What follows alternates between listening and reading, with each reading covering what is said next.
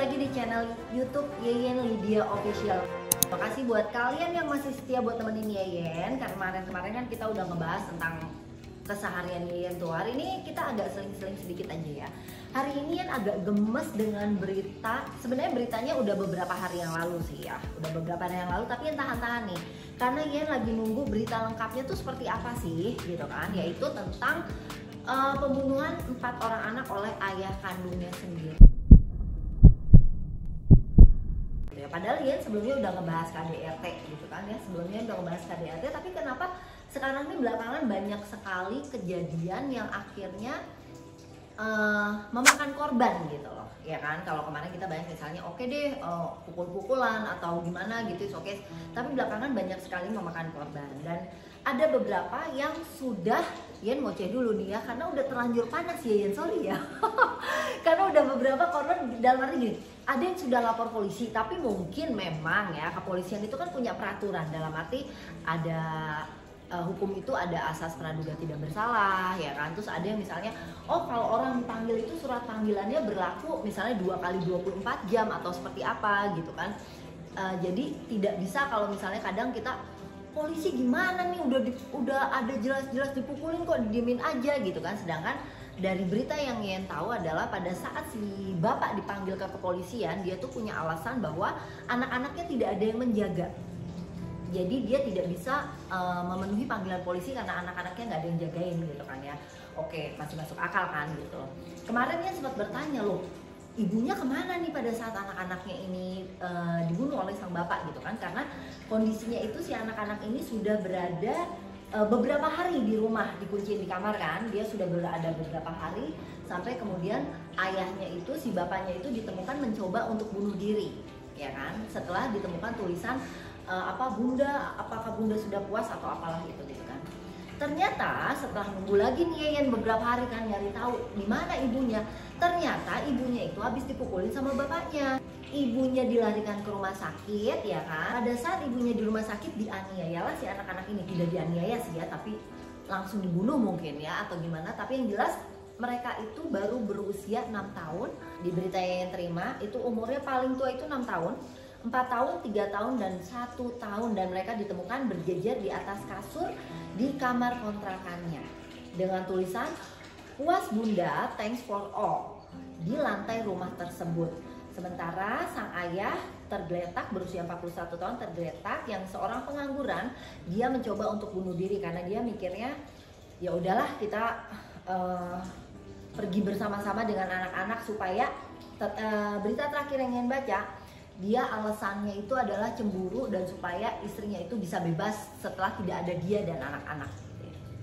Beritanya itu. Tapi yang Yeyen mau bahas saat ini adalah gini. Memang mungkin semakin besar rasa sayang seseorang, semakin besar pula rasa cemburunya atau mungkin posesif atau gimana gitu ya. Tapi yang ingin bahas saat ini adalah pertama keluarga. Pada saat kita punya keluarga nih misalnya, kita punya adik, kita punya kakak, atau mungkin kita punya saudara, kita mau itu sepupu atau tetangga mungkin gitu. Pada saat kita sudah tahu ada sesuatu yang salah misalnya, oh kok aku melihat adikku biru-biru nih gitu kan, oh aku melihat kakakku bermasalah nih gitu kan. Cobalah untuk mendekati atau ya mungkin keputusan tetap yang namanya keluarga kita nggak bisa ikut campur ya. Pada saat dia memutuskan enggak aku cinta mati sama lakiku, terserah aku mau digebukin kayak, aku mau dibonyokin kayak, itu ada urusan aku, bukan urusan kamu, is okay, nggak apa-apa. Tapi yang jelas sebagai keluarga kita punya hak untuk mengingatkan, suami kamu itu oke, dia baik, dia mencintai kamu, tapi kalau dia terlalu posesif, dia pukulin kamu, itu sudah bukan lagi cinta gitu. Itu bukan lagi cinta, tapi itu adalah rasa ingin berkuasa. Dia ingin menguasai pasangannya, dia tidak lagi butuh pasangan, tapi dia butuh slave. Dia butuh budak yang mematuhi dia. Itu bukan lagi cinta, gitu ya. Itu yang harus kita pertegas, itu yang harus kita ingatkan kepada dia, kepada orang yang kita kenal pada saat kita tahu bahwa ada hubungan yang tidak sehat. Kita juga harus memberitahu bahwa akan ada korban lain pada saat dia diam saja atau pada saat dia memutuskan untuk bersabar dan tetap bersama, itu akan ada korban lain. Korbannya siapa? Anak-anak. Di sini kita udah banyak banget melihat tidak hanya laki-laki sebenarnya, walaupun kebanyakan korbannya adalah wanita, tapi beberapa kali Yen juga sempat baca berita bahwa ada seorang wanita yang membunuh anaknya hanya karena suaminya meninggalkan dia, misalnya gitu ya. Apapun itu, mau laki-laki ataupun perempuan, kita sebagai orang-orang terdekat, kita sebagai keluarga, kita perlu mengingatkan dia bahwa korbannya itu tidak hanya perasaannya dia ataupun dirinya, tapi ada anak-anak pada saat mereka punya anak-anak. Dan ini adalah salah satu contoh di mana karena mungkin kediaman ibu, kediaman keluarga yang diam, maksudnya bukan kediaman rumah ya, tapi karena mereka diam, mereka tutup mata, mereka tutup telinga gitu kan, itu banyak yang jadi korban, bahkan anak-anak. Dan dari pihak si pelaku sendiri nih gitu, kadang kita biasanya si pelaku itu akan merasa yang aku lakukan itu demi cinta, yang aku lakukan itu karena aku sayang banget sama dia, yang aku lakukan itu karena aku tuh semuanya aku kasih dia gitu kan ya, karena seperti itu alasannya bisa jadi gitu kan. Tapi pasti Yeyen yakin banget di dalam hatinya, di dalam hati kalian, di dalam hati orang yang melakukan kekerasan itu, kalian pasti juga akan merasa bahwa yang aku lakukan ini salah, yang aku lakukan ini nggak benar, yang aku lakukan ini menyakiti orang yang aku sayang. Pada saat mungkin kalian malu mengungkapkan itu, atau misalnya kalian nggak enak ngomong itu, ngomong say sorry, misalnya kalian mau bilang maaf ya, aku tahu aku salah misalnya, kalian malu mengakui itu, kalian malu mengungkapkan itu, please cari pertolongan dari orang lain. Maksudnya misalnya gini, kalian bisa pergi ke psikiater, kalian bisa pergi ke psikolog, ya kan?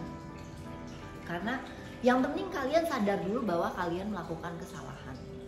Pada saat kalian sadar kalian melakukan kesalahan dan kalian mencoba untuk memperbaiki kesalahan itu gitu kan ya, dengan misalnya mencari bantuan dari orang-orang yang paham lah tentang apa yang kalian rasakan gitu kan ya, entah dari psikolog atau psikiater gitu, semuanya mungkin masih bisa diperbaiki, semuanya mungkin masih bisa.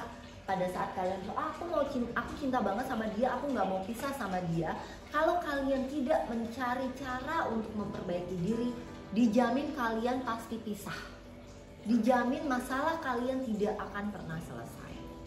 Tapi kalau kalian mencoba untuk aku tahu aku salah, aku cinta banget sama dia, aku nggak mau kehilangan dia, dan kalian mencoba untuk cari pertolongan di luar sana, ada kemungkinan kalian masih tetap bisa bersama.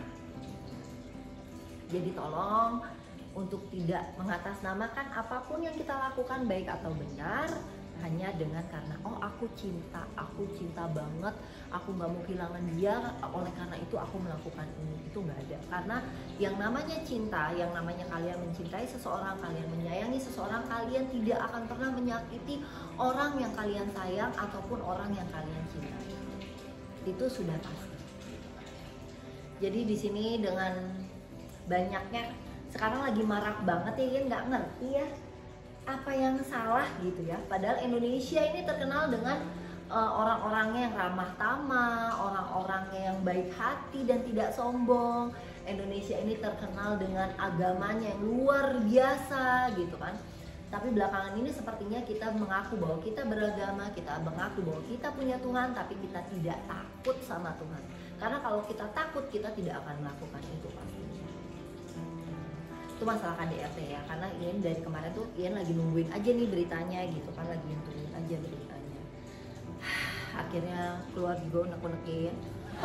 Kesel gak sih kalian bacanya? Bacanya kesel ya. Bagaimana mungkin kalian mengaku kalian tuh menyayangi seseorang, kalian mencintai seseorang, tapi kalian menyakiti dia, bahkan kalian rela menghabisi nyawa anak-anak kalian sendiri. Itu buntutnya siapa itu lewat? Yang buntutnya Kitana yang lewat, gak apa-apa ya. Ketinggalan, boleh deh nih diisi sedikit. Ini namanya Kitana, yang tadi buntutnya kelihatan. Ini Loki, hai Loki. Hai Kitana, hai Puh. Nowinya lagi di kamar.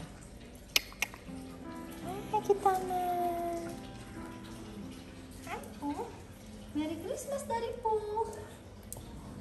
Kitana is my baby girl, ya kan, sama Loki my baby boy. Itu gitu. Jadi ya begitulah. Baiklah, terima kasih buat kalian yang selalu nemenin Yeyen, yang selalu ngikutin Yeyen. Oh ya, buat liburan buat kalian ya, yang bentar lagi, minggu depan udah mau ngambil rapot, anak-anak sekolah udah mau ngambil rapot, berarti udah mau liburan.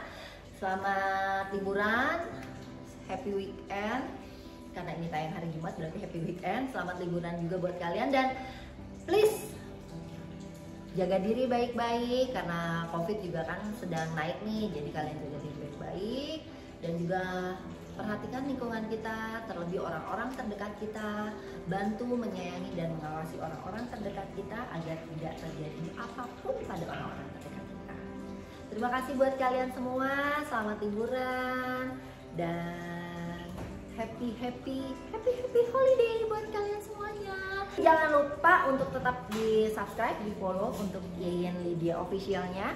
Nanti kita bahas berita apa lagi, kalian boleh komen, kita mau kemana atau mau makanan apa mungkin ya, kalian boleh komen. Oke, thank you semuanya, love you all. Jangan lupa kalau boleh tanya. Oke, sampai ketemu lagi di Yeyen Lydia official.